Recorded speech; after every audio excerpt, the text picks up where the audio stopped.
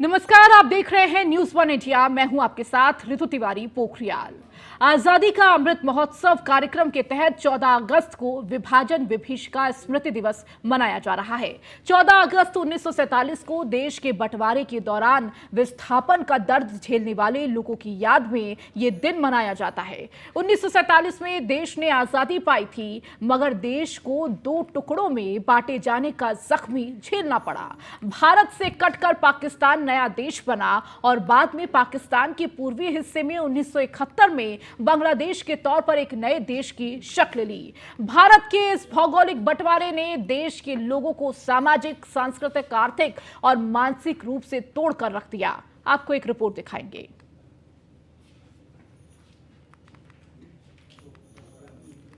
तो किस तरह से आज का दिन विभाजन की विभीषिका मना रहे, जिसे याद कर रहे कि किस तरह से आजादी तो हमें मिली, लेकिन उससे पहले जो विभाजन का दर्द हर एक हिंदुस्तानी के मन में है, वो तस्वीर जो हर एक हिंदुस्तानी के मन में है, वो शायद कचोटती है। जिस तरह से हर तरीके से बांटा गया मुस्लिम लीग का गठन और देश का विभाजन, तो मुस्लिम लीग ने अपने जन्म से ही पृथकवादी नीति को अपनाया, भारत में लोकतांत्रिक संस्थाओं का विरोध किया। 1939 में मुस्लिम लीग ने देश में व्यापक दंगे करवाए। तो इस पर खास रिपोर्ट हमारी देखिए।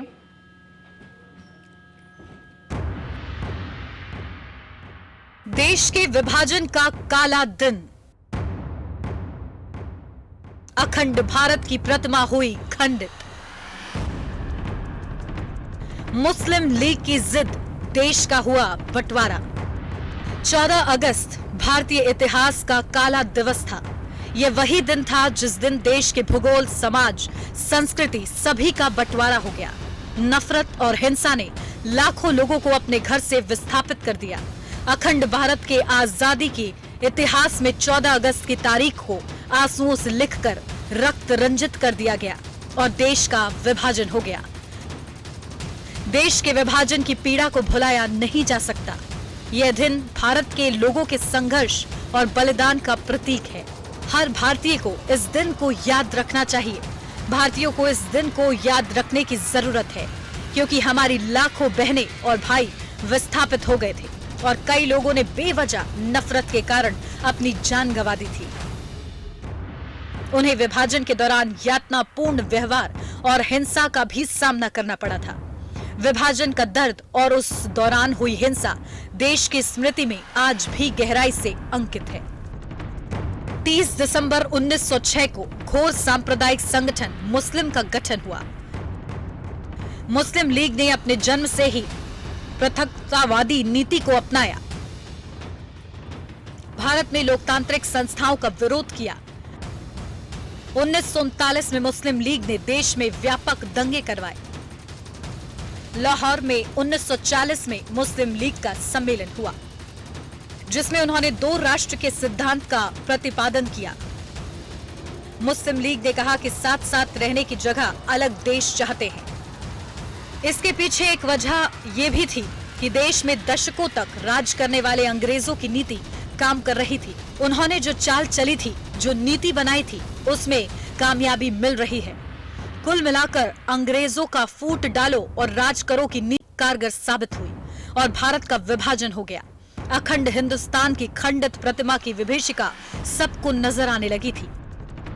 लाहौर से, पठानकोट से और बंगाल से लाखों संपन्न परिवार शरणार्थी के रूप में इस खंडित भारत के अंदर धीरे धीरे आगे बढ़ते जा रहे थे।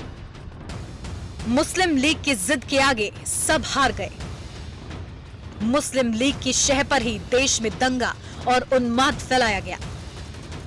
देश में हत्या, लूट, आगजनी व दुराचार का दौर शुरू हो गया। इस दशा को देखकर लोग व्याकुल थे। सब अपने रहने के लिए आशियाना और एक अदद मुल्क की तलाश कर रहे थे। दोनों देशों की अलग नई इबारत लिखी गई। कुल मिलाकर अखंड भारत की परिकल्पना की उज्जवल तस्वीर को धुंधला कर दिया गया। Bureau report, news one India.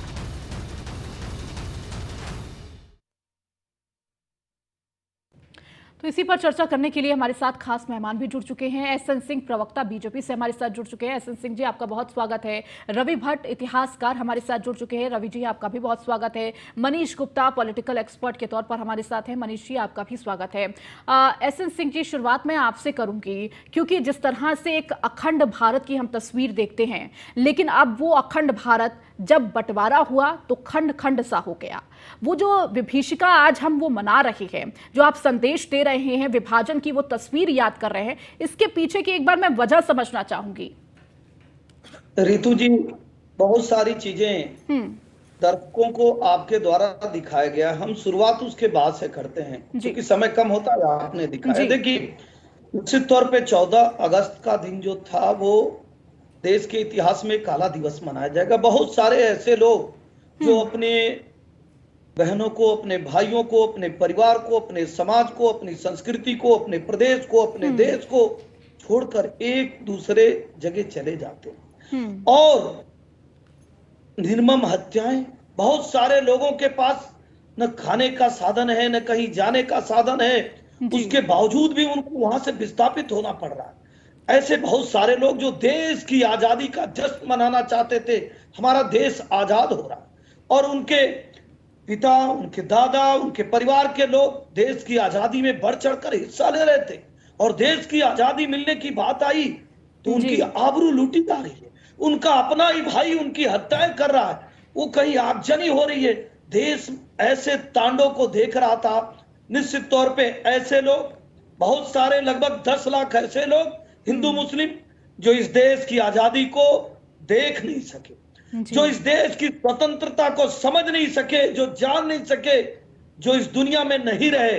निश्चित तौर पे ऐसे लोगों को हम सद्भावना व्यक्त करते हैं, श्रद्धांजलि व्यक्त करते हैं, और हम याद करते हैं कि कितनी निर्मम रही होगी उस समय जिन लोगों ने ये निर्णय लिया। आप कहीं पे भी एक बंद कमरे में बैठकर बिना जनता से जाने हुए फूट डालो और राजनीति करो, अंग्रेजों की चाल में आप फंस गए। अंग्रेज तो इसके पहले 1905 में ही विभाजन की लाइन को खींच दिए थे, बंगाल को अलग कर दिए थे, लेकिन देश ने नहीं स्वीकारा। आखिर में क्या ऐसी मजबूरी थी जिसको देश ने नहीं स्वीकारा? आपने स्वीकार लिया। वो मूल कारण था कि प्रधानमंत्री की एक छोटी कुर्सी, जिसमें देश प्यारा नहीं, जिसमें हमारे लोग प्यारे नहीं, हमारी संस्कृति प्यारी नहीं, हमारा आधार प्यारा नहीं, सब कुछ गंवा दिए। ऐसे दिवस को निश्चित तौर पे हम लोग याद करते हैं। ऐसे लोगों को भी याद करते हैं जिन्होंने अपनी जान गंवाई, जो आजादी को देख नहीं सके। ऐसे लोगों को भी याद करते हैं जो वृद्ध आंखों से अपने परिवार को मरते, जलते, कटते, आबरू लूटते देखते रहे। निश्चित तौर पे वो कोई छोटा दिवस नहीं था। ये राजनीति का विषय नहीं है, ये देश के इतिहास में इतना काला अध्याय है कि सोचकर, इस इतिहास को सोचकर लोगों के आंख में आंसू आ जाता है। आप सोचिए उन परिवारों के बारे में जिन्होंने खुशी से आजादी को पाया था, लेकिन अपने परिवार की इज्जत, आबरू सहित पूरे अपने परिवार को गंवा दिए। मुझे लगता है ऐसे समय को बार बार याद करना चाहिए, उन लोगों के प्रति अपनी कृतज्ञता, अपनी श्रद्धांजलि व्यक्त करनी चाहिए। उन लोगों ने भी, सब लोग मिलकर जब देश की आजादी के लिए लड़े, तभी ये देश आजाद हो पाया। आज कुछ पार्टियां ऐसी हैं जो झूठी राजनीति के लिए कहती हैं कि देश की आजादी हमने दिया। ये संपूर्ण भारत के संपूर्ण लोगों ने देश की आजादी के लिए जब लड़ाई लड़ी तो ये देश आजाद हुआ। निश्चित तौर पे हमें उन लोगों को, ऐसे लोगों को भी याद करना चाहिए जिन लोगों ने देश की आजादी के लिए अपनी जान गंवाई, लेकिन हमने अपनी राजनीति के लिए उनकी जान की परवाह नहीं की। बिल्कुल एसएन सिंह जी, जिस तरीके से वो तस्वीर आज भी अगर कोई देखता तो उसके रोंगटे खड़े हो जाते हैं। उस तरह के विभाजन की दशा जिस तरह से हुई थी, आज आप याद भी कर रहे हैं, इसे एक विभीषिका दिवस के तौर पर मना भी रहे, और कहीं ना कहीं ये संदेश है कि आगे इस तरह की तस्वीरें ना हो, लोगों को वो तस्वीरें जहन में याद रहे कि किस तरह से हमें आज़ादी मिली, और आज़ादी से पहले ये बड़ी तस्वीर दर्द देकर गई। हमारे साथ लगातार रवि भट्ट जी भी जुड़े हुए हैं। रवि जी, आप चूंकि आप इतिहासकार हैं, आपने देखा है कि देश को किस तरह से 2 भागों में बांटा गया। सिर्फ 2 भाग बटे ही नहीं, भूगोल, समाज, संस्कृति, सब कुछ बटा। उस वक्त क्या असर, क्या दिशा और दशा देखने को मिली थी? रूप में स्पष्ट आपसे करना चाहूंगा, मैं तथ्यों पे बात करूंगा जी। आप ये देखिए कि जिन्ना जो थे, जब लखनऊ पैक्ट हुआ था 1916 में, उस समय तो उन्होंने हिंदू मुस्लिम यूनिटी की बात कही थी। जी। ये पैक्ट तभी हुआ था लखनऊ पैक्ट जो फेमस है। उसके बाद में पहले तो वो था कि साथ में हिंदू मुस्लिम मिलकर साथ के अंदर वो करना चाहिए पे हम लोग आजादी लड़ेंगे। लेकिन वक्त बीतने के साथ साथ में जिस समय की क्विट इंडिया मूवमेंट अनाउंस करा महात्मा गांधी ने, क्विट इंडिया मूवमेंट जो 8 अगस्त को करा था, और 9 अगस्त को उन्होंने वहां पर बॉम्बे के ग्वाली टैंक मैदान से उन्होंने अनाउंस किया, पब्लिकली करा, जबकि डिसीजन वाज टेकन ऑन 8 अगस्त को ले लिया गया था कांग्रेस के सेशन में, इंडियन नेशनल कांग्रेस के। अब उसमें उसका बेसिक रीजन ये था कि इंडियन लीडर्स ये कह रहे थे कि सेकेंड वर्ल्ड वॉर जो शुरू हुआ है उसके अंदर आप ब्रिटिश लोगों ने इंडिया के मैन एंड मटेरियल को बगैर उनसे पूछे हुए झोंक दिया था। यानी कि वर्ल्ड वॉर सेकेंड के अंदर ब्रिटेन के लोगों ने वहां पर इंडियन लोगों से पूछा भी नहीं। तो उसके अंदर जो लीडर्स थे उन्होंने कहा दिस इज रॉन्ग, हमसे तो पूछना तो चाहिए कम से कम। और उस समय जिन्ना ने बजाय इसको अपोज करने के, जिन्ना ने given his opinion in favour of the Britishers, उन्होंने कहा। और उसी समय से उन्होंने वो जो अंग्रेज थे उनकी नजरों में वो कहना चाहिए, उनको लगने लगा कि हमारे फेवर में। तो उन्होंने जिन्ना को शय मिलनी शुरू हो गई ब्रिटिश लोगों से जी। और उसी समय उन्होंने अलग राज्य की शुरू से स्वर उठने शुरू हो गए थे, और जोरदार ढंग से जिन्ना ने उस स्वर को समर्थन दिया कि हमें अलग राज्य चाहिए, मुस्लिम राज्य अलग चाहिए। अब देखिए ब्रिटिश लोगों ने यहाँ पर घी में आग के अंदर घी डाला। घी इसलिए डाला उन्होंने कि जिस समय ये इंडिपेंडेंस की बात, मतलब आप ये देखिए अगर 2 राज्य बने भी हैं तो बनने के बाद जो विभाजन की विभीषिका का जो विभत्स रूप आपको देखने को मिल रहा, शायद वो देखने ना मिलता। लेकिन एक बात आम पब्लिक से की नजरों में नहीं है, जो मैं आपको यहाँ पर आपके सामने लाना चाहूंगा, वो ये है कि 3 जून के 3rd of June all of a sudden ये आपको लॉर्ड माउंटबेटन कहते हैं कि भारत का विभाजन 15 अगस्त को होगा। अब देखिए 3 अगस्त 1947 और आपको 3rd of June 1947 को वो अनाउंस कर रहे हैं अचानक कि हम 15 अगस्त को करेंगे। कितना कम टाइम था, हार्डली एनी टाइम। उस समय जब उनसे बाद में पूछा गया कि आपने 3 अगस्त आपने 15 अगस्त कैसे अचानक कह दिया, तो उनका जवाब मालूम क्या था? And for that I will refer you, आप अगर देखें फ्रीडम एट मिडनाइट के अंदर भी ये मेंशन है और दूसरे भी मेंशन है। उन्होंने पहली बात ये कही कि मैंने आउट ऑफ ब्लू करा, यानी मैंने अचानक कर दिया। दूसरी बात उन्होंने कही कि मैं ब्लड शेड नहीं चाहता था। चलिए बात तो समझ में आती है, लेकिन उन्होंने उनका बेसिक तीसरा रीजन ये दिया कि 15 अगस्त के दिन चूंकि जापान ने सरेंडर किया था और उसकी 2nd एनिवर्सरी थी, तो ये चाहते थे उसको ही मैच करता वो हो जाए, 15 हमारी भी हो जाए। और तीसरी चीज वो जो उन्होंने ये पब्लिकली ये बात कही। अब आप देखिए टाइम कितना कम था। 4 जुलाई के अंदर ब्रिटिश पार्लियामेंट जो थी वो इस बात को इंडियन इंडिपेंडेंस बिल को पास करती है, और 4 जुलाई को पास करती है। और 8 जुलाई के अंदर जो आपको है सर सर्कल रेडक्लिफ, जो एक लॉयर था जिसने कि कभी हिंदुस्तान आया ही नहीं था जिसको हिंदुस्तान के बारे में कुछ मालूम ही नहीं था, उसको यहाँ पे बुलाया जाता है। उसको 5 हफ्ते का टाइम दिया, यानी 35 डेज का टाइम दिया जाता है कि आप पाकिस्तान और इंडिया के बीच के अंदर जो है वो कहना वो डिवीजन की लाइन खींच दीजिए। वो आज भी लाइन जो है वो रेडक्लिफ कहलाती है। तो वो जिस आदमी ने कभी हिंदुस्तान में पहली बार 8 जुलाई को वो पैर रखता है यहाँ पर हिंदुस्तान के अंदर, और 5 हफ्ते का टाइम दिया जाता है। और उसको रिसोर्सेस क्या दिए जाते हैं? उसको रिसोर्सेस दिए जाते हैं आउटडेटेड मैप्स, जिन मैप्स का कोई इररिलेवेंट हो चुके थे, ठीक अपडेटेड ही नहीं थे। उसके बाद जो सेंसस रिपोर्ट थी कि किस तरफ कहां पर मुस्लिम ज्यादा है कहां पर कम है, वो भी जो थी वो इनकरेक्ट थी, एब्सोल्युटली इनकरेक्ट थी जो सेंसस रिपोर्ट को दी गई। और उसको गाइडलाइंस क्या दिया गया कि आप ये देखिए कि मुस्लिम और इंडियंस हिंदू ज्यादा जहां पर हैं उस हिसाब से आप करिए, एंड प्लस अदर फैक्टर्स। जी। अब इसके ऊपर आप बताइए, क्या कोई भी शख्स 5 हफ्ते के अंदर क्या लाइन खींची जा सकती है? और 2 कमीशन बनाए गए थे, एक ईस्ट पाकिस्तान के लिए, एक वेस्ट पाकिस्तान के अंदर।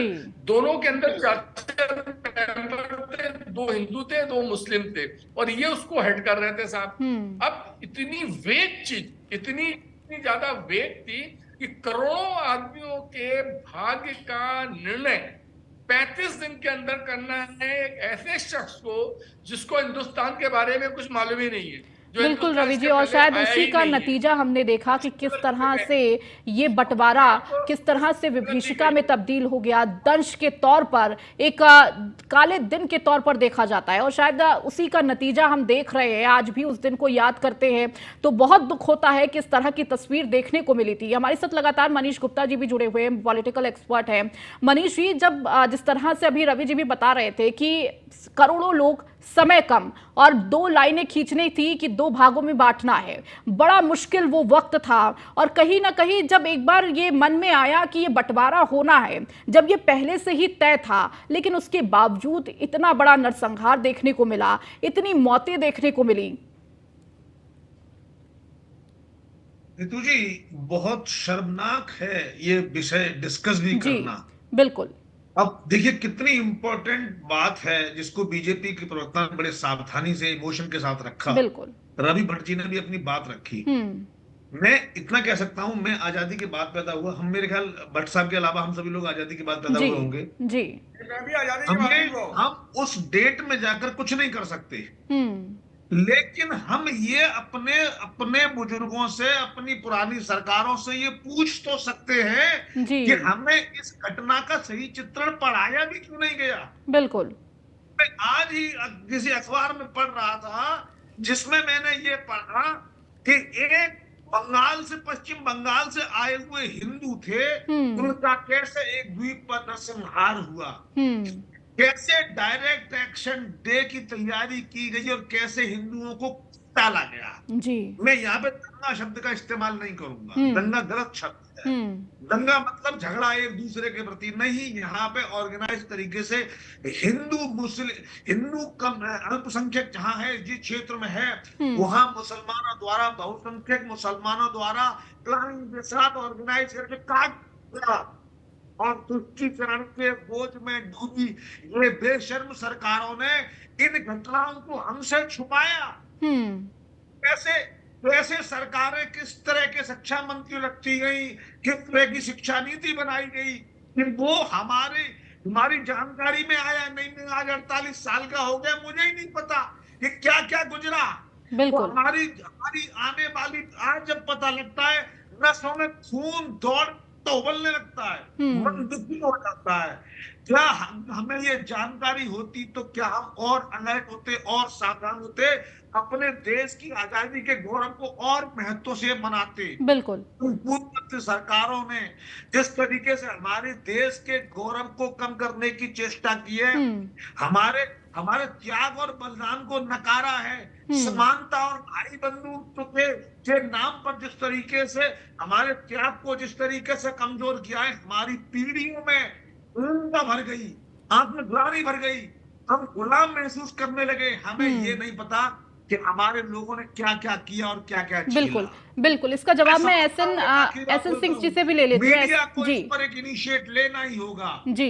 एसएन में जो हुआ वो निकल कर सामने आना ही चाहिए। ठीक है सिंह साहब, जिस तरह से ये पूरा दंश, शायद हर किसी की पीढ़ी इस दंश को देखा नहीं है, लेकिन हाँ पढ़ा जरूर है, देखा कहीं ना कहीं सोशल मीडिया के थ्रू हमने जाना है कि आज विभाजन की विभीषिका मनाया जा रहा है। लेकिन जिस तरह उन्होंने सवाल उठाया, मनीष जी भी कह रहे हैं कि आखिर हमें इस बारे में अधिक जानकारी क्यों नहीं है, क्यों नहीं इसे शिक्षा नीति के तहत हमारे पाठ्यक्रम में जोड़ा गया, ताकि हम समझ पाते कि किस दर्द से होकर ये आजादी हमें मिली है।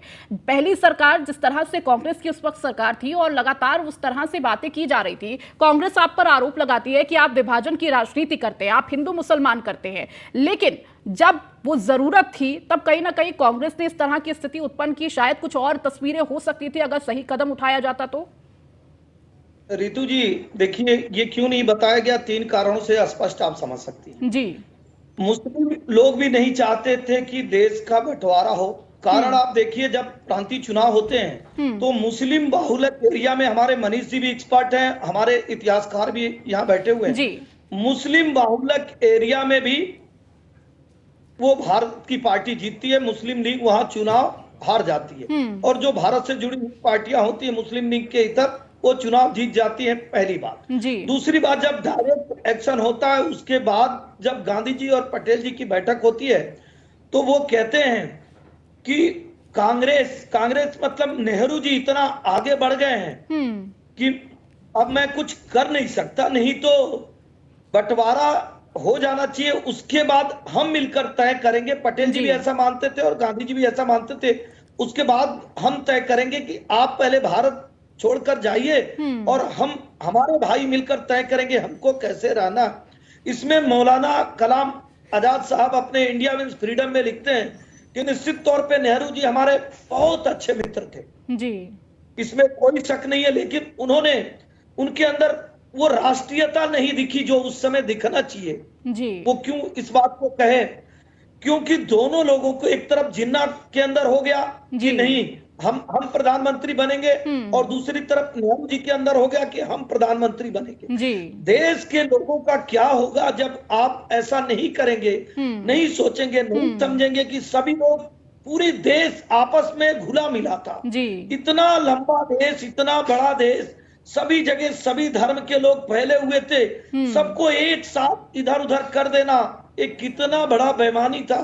मुझे नहीं लगता है कि इसको इतना पुरानी सरकारों ने नहीं पढ़ाया, क्योंकि जो ये कहते थे कि आजादी के इतिहास में हमारा बड़ा योगदान है, वो देश के लोग जान जाएंगे कि आजादी के इतिहास में आपका कोई योगदान नहीं है। आपका तो जूता भी पॉलिश होने विदेश जाता था, आपके कपड़े भी प्रेस होने विदेश जाते थे। ऐसे भारत के लोग जो सूखी रोटी खाकर जेलों में यातनाएं सहकर, जो कई ऐसे, जैसे उत्तर प्रदेश का बलिया अपने आप को आजाद कर दिया, उत्तर प्रदेश में देवरिया एक जिला है, वहां का पैना अपने आप को आजाद घोषित कर दिया। बहुत सारे लोग जो 1857 से लगातार आजादी के लिए बिगुल फूके हुए थे, उन सभी के नाते आजादी मिली। तीसरी बात मैं कहूंगा, जब जिन्ना कहते हैं कि हमारे और आपके रहने का, भोजन का, स्त्रियों के प्रति सोच का नजरिया बिल्कुल अलग अलग है जी। ठीक है, मुस्लिम अलग होंगे और हिंदू अलग होंगे, तो बिल्कुल एसन सिंह जी, कहीं ना कहीं ये जो विभाजन की विभीषिका है उसको जानने की जरूरत युवा पीढ़ी को भी है, आने वाली पीढ़ी को भी है, ताकि उस दर्द को समझ सके, उस आजादी की मेहनत को समझ सके, किस तरह से, किस बल पर हमें आजादी मिली है। बहुत शुक्रिया आप सभी का हमारे साथ जुड़ने के लिए। थोड़ा कम समय है, चर्चा में इतना ही रहेगा। तो लगातार विभाजन की विभीषिका को लेकर आज भारतीय जनता पार्टी भी जगह जगह कार्यक्रम कर रही है और किस तरह से इस दंश को देखा गया है, वो तस्वीरें कहीं ना कहीं सामने आ रही है। बहुत शुक्रिया। इस चर्चा में इतना ही। बने रहिए न्यूज़ 1 इंडिया के साथ।